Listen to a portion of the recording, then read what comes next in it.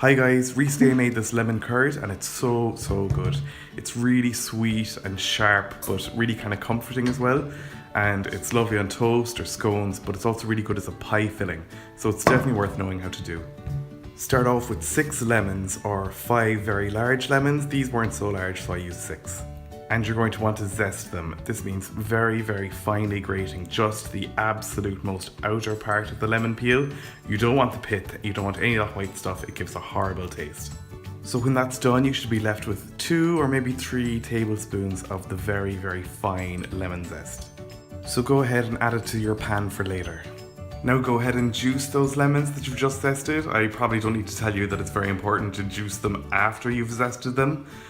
I'm using the juicer of my food processor because it would take me too long by hand. If you don't have one of these though, and you have to do it by hand, I suggest you roll the lemons between the kitchen counter and the palm of your hand for a little bit to loosen up the juice, and you could also try microwaving them for 30 seconds. Now add 100 grams of butter to the pan with the lemon zest and put it on a very low heat. Add the juice from the lemons and 220 grams of castor sugar.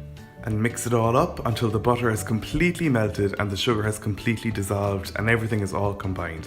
This is still over the very low heat. Now you're going to add your eggs. In this bowl here I have 4 whole eggs and 2 egg yolks that I've beaten very well together. Then stir constantly over the lowest heat possible until the curd thickens just enough to coat the back of a spoon. Because I was videoing it, I can tell you that on this day it took me exactly 14 minutes, so use that as a guideline.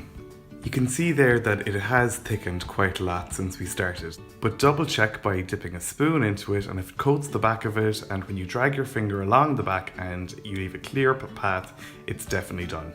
So using sterilised jars and lids, go ahead and fill them up with the lemon curd. I'm not actually sure how important it is to use sterilised jars for lemon curd because it's not jam, it doesn't have the shelf life of jam, just a few weeks in the fridge, so you're not exactly going to be keeping this long term on your shelf.